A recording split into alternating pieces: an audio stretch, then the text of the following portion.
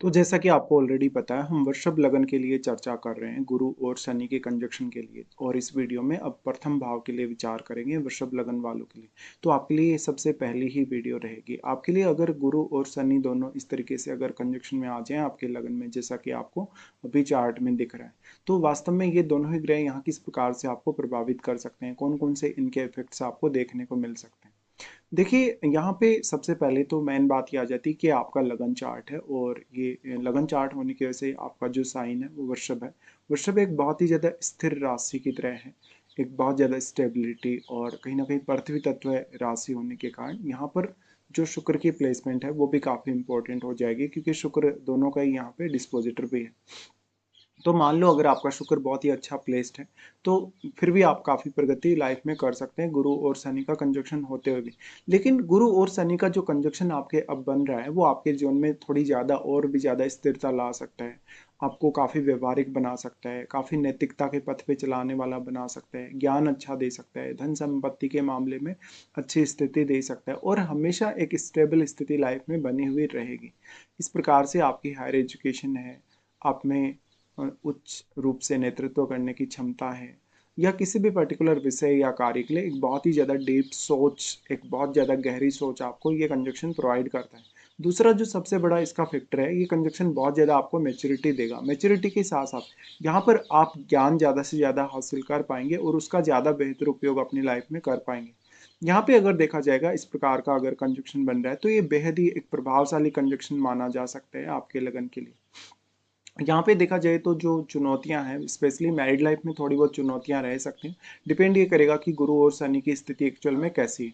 देखिए यहाँ पे, क्योंकि दोनों ही ग्रहों की जो दृष्टि है वो आपकी सप्तम पर भी है, इसलिए मैरिज इन दोनों ही ग्रहों से काफ़ी प्रभावित होगी। इस केस में पार्टनर में भी कुछ हद तक गुरु और शनि के कंजक्शन वाले गुण हो सकते हैं आपके। लेकिन इसके लिए फिर आपको सप्तमेश और अपने सप्तम घर में बैठे हुए प्लैनेट पर भी विचार करना होगा। इस हिसाब से देखा जाए तो कभी कभी मैरिज के दृष्टिकोण से उतनी ज़्यादा रुचि भी दोनों ही ग्रह नहीं देते, अगर उनका बहुत ही स्ट्रांग प्रभाव है तो।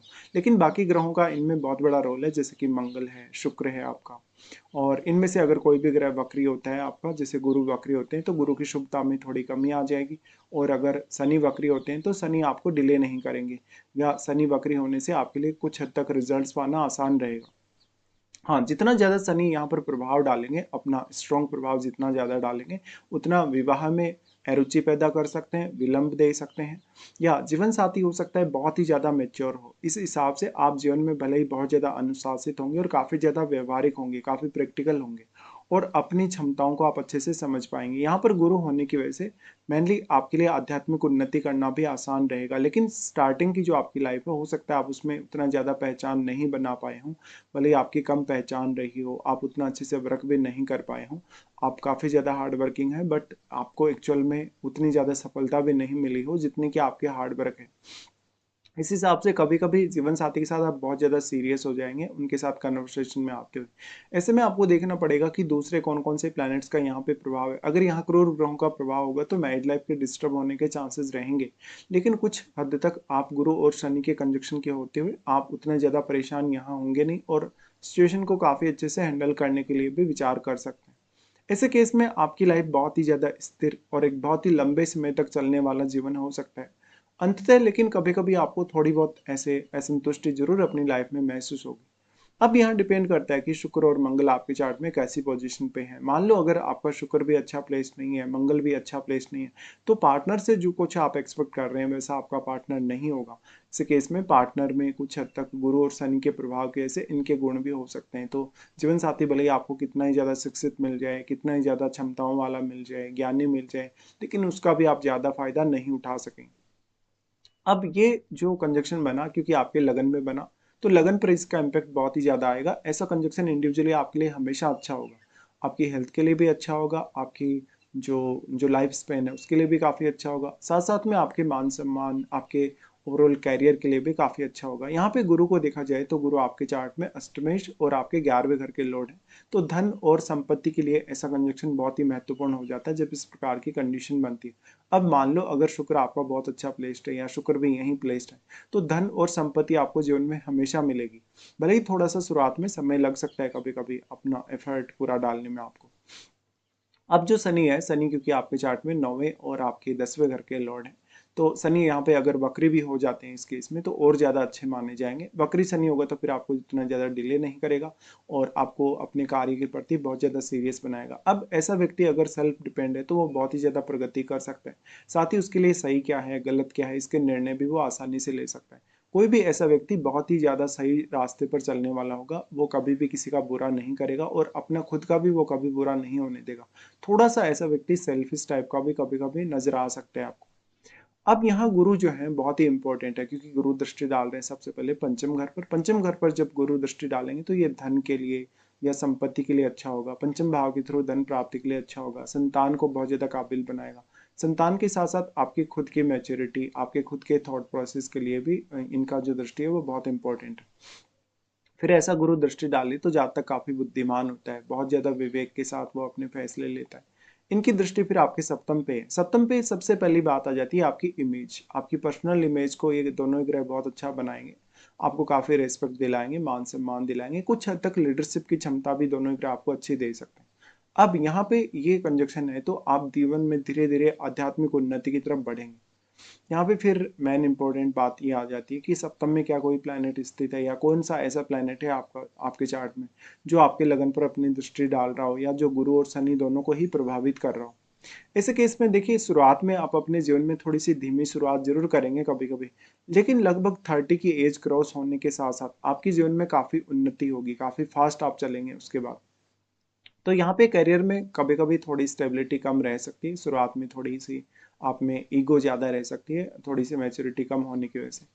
इस हिसाब से देखा जाए तो आप एक वकील बन सकते हैं, आप एक वकील के साथ साथ कानूनी सलाहकार बन सकते हैं, या शिक्षा के क्षेत्र में जैसे एक टीचर, एक प्रोफेसर के तौर पे बहुत अच्छा काम कर सकते हैं, फाइनेंस के फील्ड में आप काम कर सकते हैं, या जहाँ भी आप जाएंगे वहाँ पर कोई ना कोई अच्छा पद, कोई बहुत बड़ा उच्च पद आपके पास होगा, इवन कोई प्रशासनिक पद भी। डिपेंड करता है कि शुक्र की प्लेसमेंट और बाकी ग्रहों की प्लेसमेंट कैसी।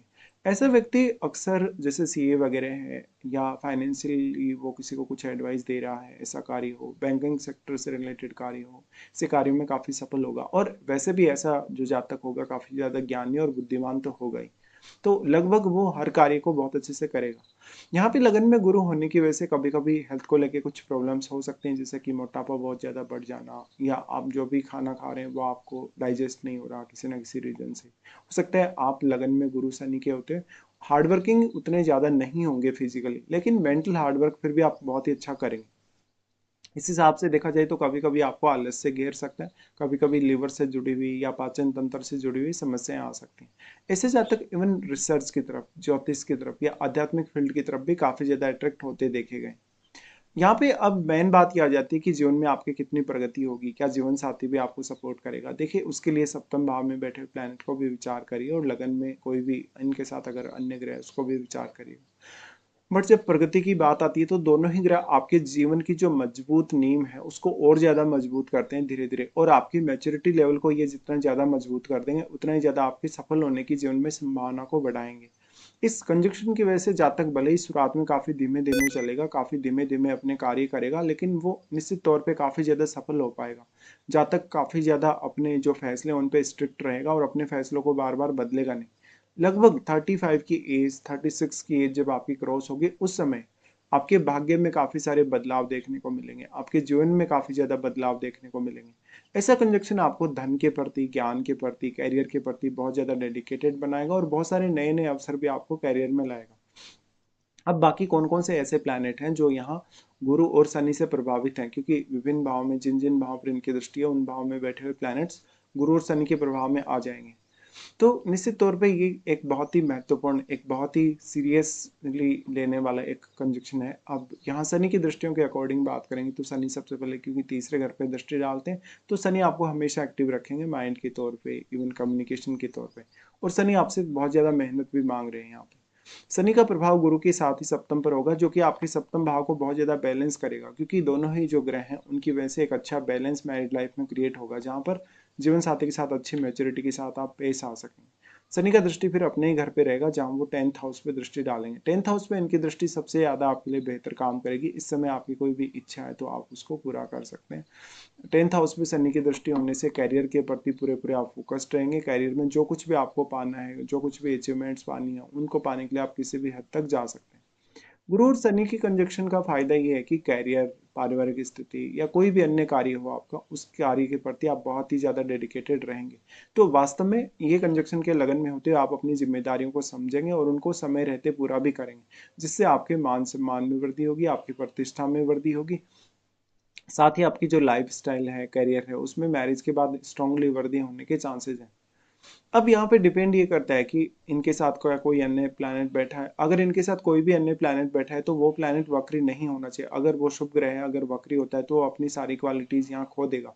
और सप्तम में भी यदि कोई भी प्लैनेट बैठा है तो उस प्लैनेट विशेष पे भी आपको बहुत ही ज़्यादा ध्यान देने की आवश्यकता है। उसके बाद सबसे ज़्यादा मैटर करेगा इनकी महादशा। क्या वास्तव में आपको गुरु और शनि की महादशा है, या इस जीवन काल में अगर आपको महादशा है तो वो कौन से एज पीरियड में आ रही है, ये देखना बहुत ही महत्वपूर्ण है आपके लिए।